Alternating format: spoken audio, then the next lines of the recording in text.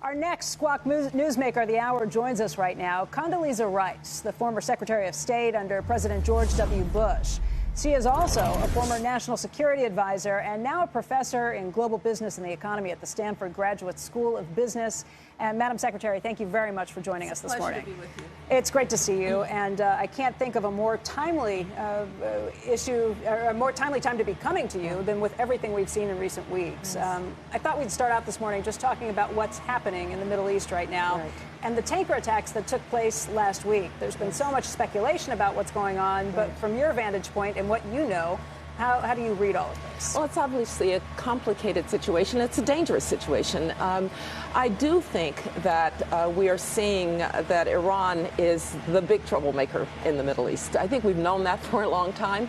But the Iranians can be reckless. They can engage in activities that you would think, why would you do that? Because it's going to provoke a response. Obviously, they are being squeezed pretty hard under the sanctions that the administration has put on. And I will say that the decision to leave the Iran nuclear deal, clearly the Iranians are trying to fight back, but it says something about that deal that the Iranians are so quickly able to start saying that they can break out, they can start enriching at a very high level. I watched Secretary Pompeo. I think that he is somebody of significant substance and a cool head. I know the people like John Bolton. I think they will manage this. We need the Europeans with us. This is a time for the United States and Europe to say to the Iranians, it's fine to come back to the table, but not when you're threatening to cause havoc in the Middle East or along the sea lanes. Do you think the 2015 agreement was the wrong choice for the United States? I didn't support the agreement. I certainly understand wanting to get there with Iran. I actually started the negotiations with Iran when I was Secretary of State, so I think negotiation is the right way to go. But this particular agreement had certain weaknesses in verification. Also, we know now, because Iranians themselves leaked the budget, that a lot of the money that was unfrozen actually went to help Hezbollah and Hamas cause chaos in Syria. And so I didn't support the agreement, but you can get a better agreement if the United States and Europe will hold together and say to the Iranians, if you really want to join the international community, then sit down, let's get an agreement that really does put your nuclear policy and your nuclear arrangements into an international framework that is safe for all of us. If you want to do that, Iran, we're there. The argument at the time was that the Europeans wouldn't stand with us if we didn't go that direction. Do you think there is room for us and the Europeans to kind of get back on the same page? I really do think there's room for us to be on the same page. First of all, the administration didn't leave the agreement on day one, as was said in campaigns. A lot of things are said in campaigns. The president gave it a year. And during that period of time, it would have been good to negotiate other elements of the agreement. But even now, I think the Europeans, the Iranians are trying to get the ear of the Europeans. I think the Europeans and others should say to the Iranians, stop threatening. Let's go back to the table, and we're willing to negotiate, but it's going to have to be on terms that really do put a halt to that, to the nuclear program. You're a professor of economics and business now, too. So taking your Secretary of State hat, combining that with your professor role right now, what do you think when you look at the oil markets? There is this global slowdown in demand. Yes. Watching what's happened with that, but then at the same time, all of these issues happening in the Strait of Hormuz. What happens next? I always think, Becky, that if we'd been sitting here 10, 15 years ago with that kind of tension in the Strait of Hormuz, we would have been seeing oil prices spike through the roof. But we're seeing a structural change in the nature of oil markets, largely because of the North American platform, because of the United States and Canada and even Mexico able to take a role in so much of the demand. I think you're seeing a calmer set of oil markets. It really is a bit of a lesson, by the way, to the bad boys of the oil markets, that they can't play these games in quite the same way. I was Secretary of State when oil spiked at $146 a barrel. Yeah. warps diplomacy, like oil at $146 a barrel. You had Hugo Chavez buying elections all over Latin America. You had the Iranians refusing to come to the table to negotiate about their nuclear program. You had the Russians talking about cutting off supply of gas to the Ukrainians and by implication to Eastern Europe, even to Western Europe.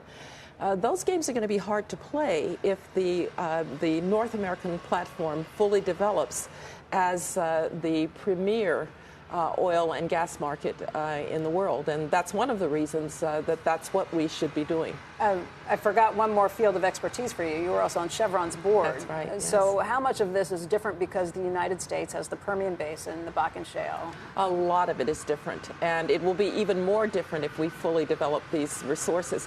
But, you know, there's still work to do, obviously. We've got to work on the pipeline structure. We need to work on the terminal structure to be able to supply abroad. And one of the things that we're going to have to do is continue to build the relationship between Canada, the United States, and Mexico. It's one reason that the follow-on agreement to NAFTA, the U.S.-Mexico-Canada trade agreement, is so important. And I know that there are a lot of questions about it that Congress has, but I really would urge people to take a hard look at it and to pass it. What did you think about President Trump raising the issue of tariffs on Mexico if they didn't help us with immigration? Well, I'm not a big fan of using trade policy in what we used to call linkage to other issues. Let's solve the immigration issues on the basis of the immigration issue. Apparently it got Mexico's attention, but I don't think we ought to make a practice of threatening tariffs to get policy responses in other areas. China's a little bit of a different situation. Yes. This is where the president is trying to address what he sees as an uneven playing field. Right. What do you anticipate coming out of the G20 later this month, now that President Xi and President Trump have both agreed that they are going to be meeting? Well, here I think you have bipartisan agreement, and I would even say more than outside of the government, you have agreement among many CEOs that the playing field isn't level with China, that because of China's industrial policy, whether it is IP theft or using joint ventures to cover IP theft so that you give your IP and suddenly the joint venture owns it and then you're out. The markets that are closed in China, the banking sector is still basically completely closed. The cybersecurity problems that we've had with China. So I think there's a general sense that something needed to be done. Now, we are at the edge, I hope, of the tariff retaliation on both sides, because the truth of the matter is that the U.S. economy will not grow very much longer unless the international economy can grow. And the international economy is going to have trouble growing if China doesn't grow. Sure. And so we need to get resolution to this. I'm glad that they're meeting. I hope that the Chinese come back this time to what apparently had been agreed during the last negotiations. One hears that a lot was agreed in terms of changes in Chinese regulation, laws, industrial policy that was then walked back. Right. I'm quite certain it's hard in Beijing to get these things through because there are a lot of vested interest. You know, we tend to think of China as, well, it's just authoritarian and Xi Jinping can do anything he wants. But of course, there are vested interests that he has to be careful about. But hopefully the Chinese will come back, recognize that they were admitted to the WTO prematurely. Right. Because people wanted to encase the Chinese economy in the larger international economy. With that comes certain responsibilities to really have reciprocal policies. And so we should be looking to that. I believe that's what the administration is trying to do. But sooner or later, I hope we get an agreement. Can we still get a good agreement even if we don't get 100% of what we thought we had started with negotiations last month? Well, they can only answer that question from inside because I don't know how completely the Chinese were walking back. I do think you have to get something on intellectual property. I think you have to get something on changing the nature of access to certain markets. It just can't be that whole segments of the market are shut off. You know, we're seeing bigger issues emerge around China and technology in the United States.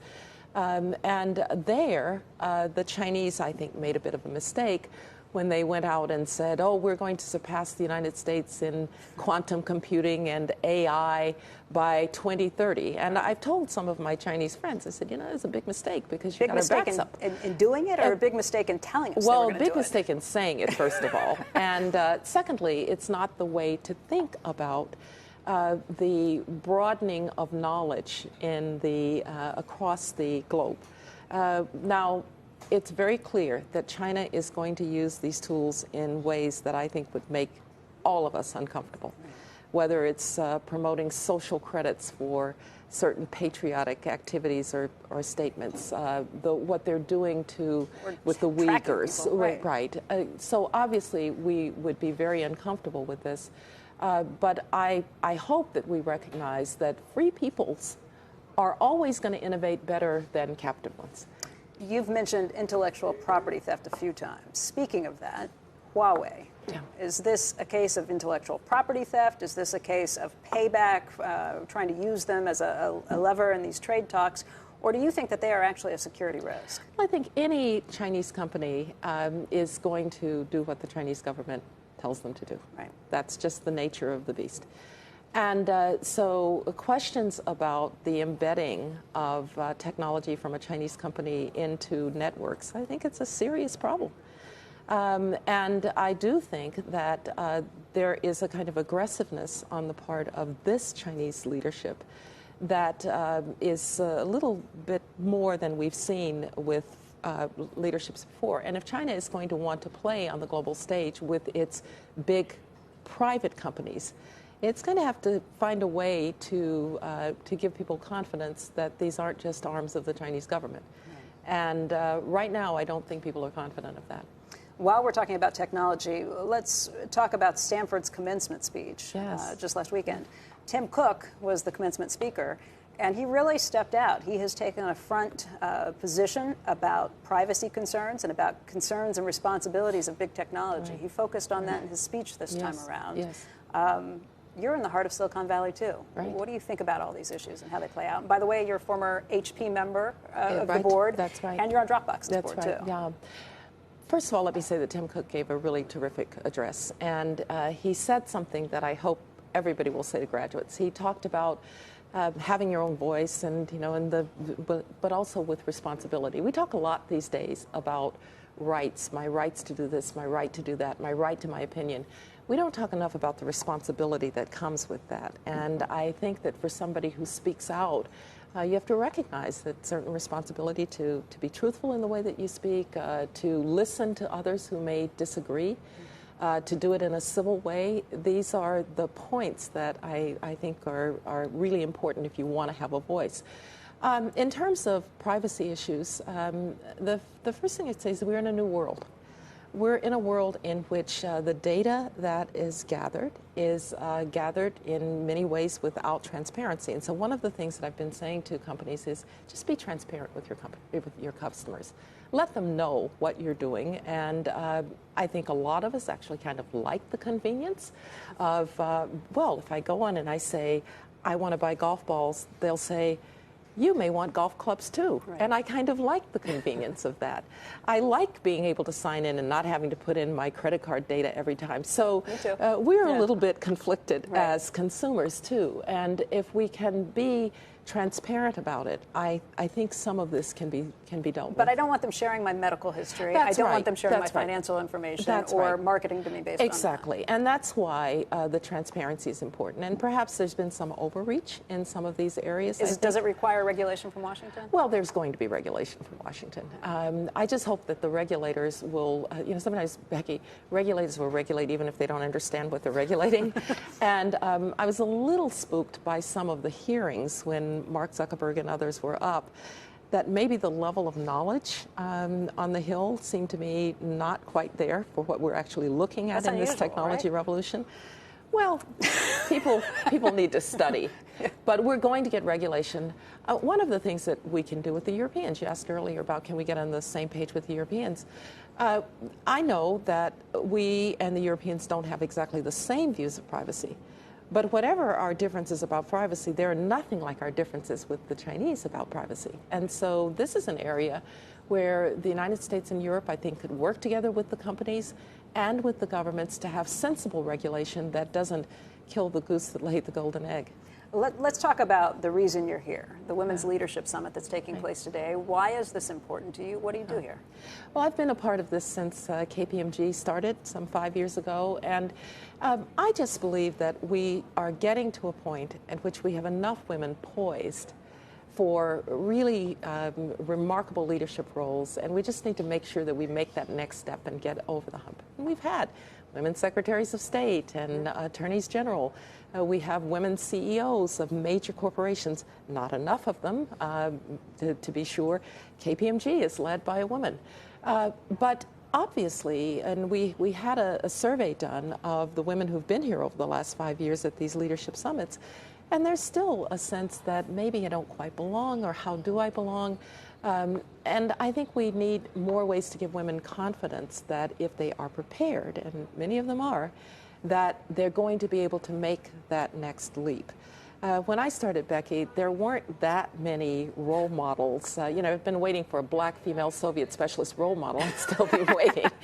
But now there are women moving into positions of authority who can help bring other women along with them. And so these summits have brought women who are poised to go into the C-suite, not quite there yet, giving them tools, giving them a network so that they know they're not alone in some of the trepidation that they might feel about making that next step.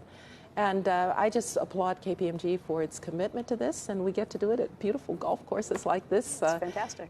While the LPGA is showing that women play this game of golf pretty well, too. They do. The survey that you mentioned, a lot of the women executives said they felt like they needed to change their style of leadership to match up with expectations. Did you ever feel like that in your rise?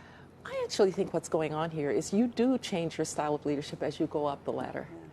The fact is you now are leading larger teams of people. You're having to make decisions that are much tougher than decisions that you had when you were lower on the rungs. You can't just pass it off to somebody else.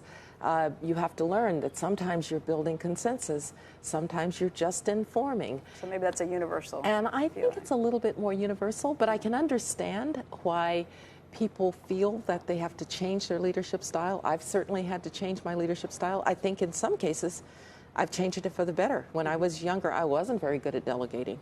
I always wanted to go do somebody else's job for them. So I would say to women, yes, it's going to change. You don't have to change who you are. You will have to acquire new tools. You'll have to acquire new ways of dealing with people. And you'll have to ask yourself hard questions about what you may be doing that may be holding you back. But these are the kinds of issues that can be addressed in summits like this, where women can network with other women. Secretary Rice, thank you so much for your time. It's really a pleasure to see you. Pleasure being with you, Becky.